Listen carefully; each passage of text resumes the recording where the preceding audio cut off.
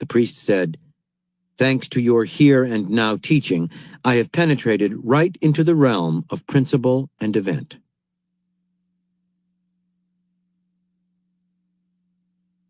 The Mastermind. In 1498, the 29-year-old Niccolò Machiavelli was appointed secretary of Florence's Second Chancery, which managed the city's foreign affairs.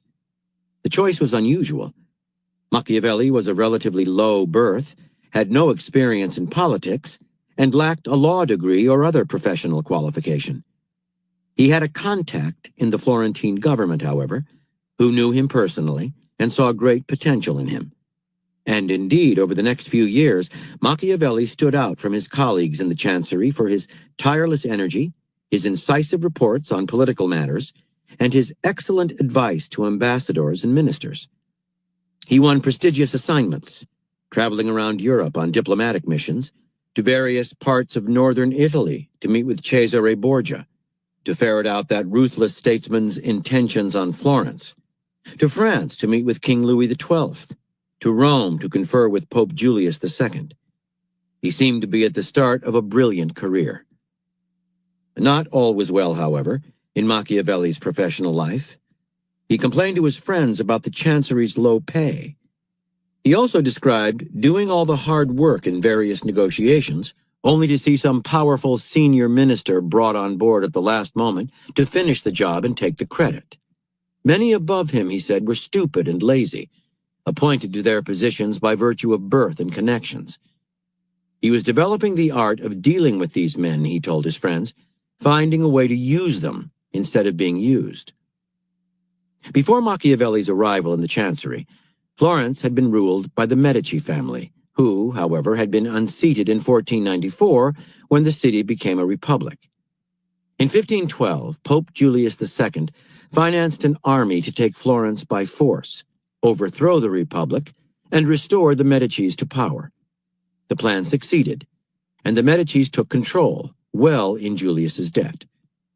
A few weeks later, Machiavelli was sent to prison, vaguely implicated in a conspiracy against the Medicis. He was tortured but refused to talk, whether about his own involvement or that of others. Released from prison in March 1513, he retired in disgrace to a small farm owned by his family a few miles outside Florence. Machiavelli had a close friend in a man called Francesco Vettori, who had managed to survive the change in government and to ingratiate himself with the Medicis. In the spring of 1513, Vettori began to receive letters in which Machiavelli described his new life. At night, he would shut himself up in his study and converse in his mind with great figures in history, trying to uncover the secrets of their power. He wanted to distill the many things he himself had learned about politics and statecraft. And, he wrote to Vettori, he was writing a little pamphlet called De Principatibus, later titled The Prince, where I dive as deep as I can into ideas about this subject, discussing the nature of princely rule, what forms it takes, how these are acquired, how they are maintained, how they are lost. The knowledge and advice imparted in this pamphlet would be more valuable to a prince than the largest army. Perhaps Vettori could show it to one of the Medicis, to whom Machiavelli would gladly dedicate the work. It could be of great use to this family of new princes. It could also revive Machiavelli's career, for he was despondent at his isolation from politics. Vettori passed the essay along to Lorenzo de' Medici, who accepted it with much less interest than he did 2 hunting dogs given to him at the same time. Actually, the prince perplexed even Vettori. Its advice was sometimes starkly violent and amoral, yet its language was quite dispassionate and matter-of-fact. A strange and uncommon mix. The author wrote the truth, but a little too boldly. Machiavelli also sent the manuscript to other friends who were equally unsure what to make of it. Perhaps it was intended as satire? Machiavelli's disdain for aristocrats with power but no brains was well known to his circle.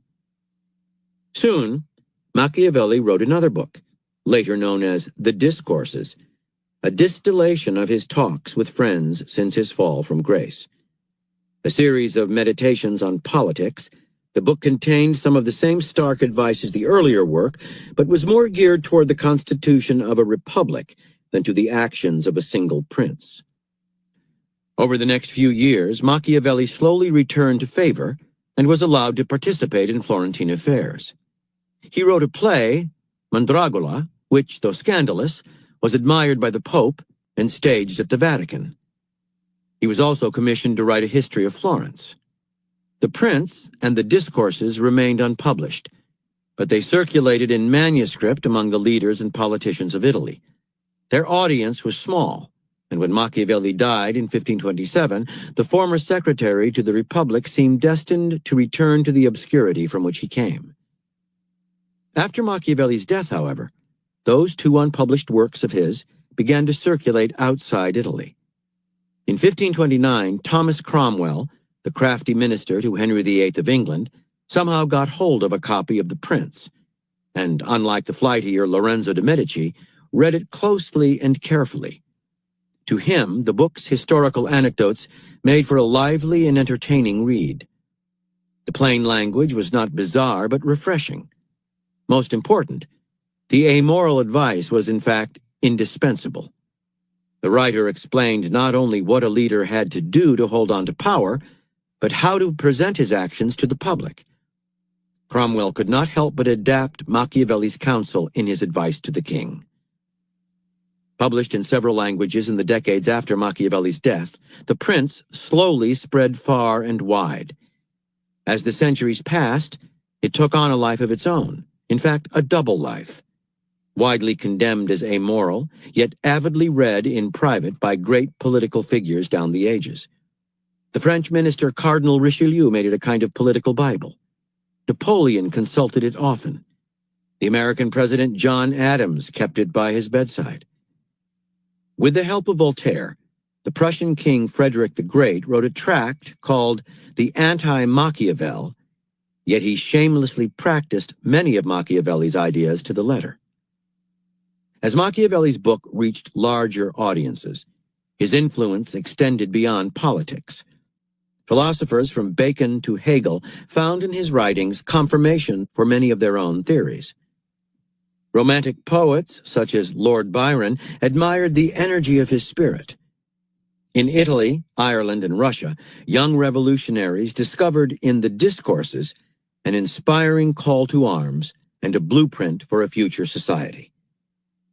Over the centuries, millions upon millions of readers have used Machiavelli's books for invaluable advice on power. But could it possibly be the opposite? That it is Machiavelli who has been using his readers?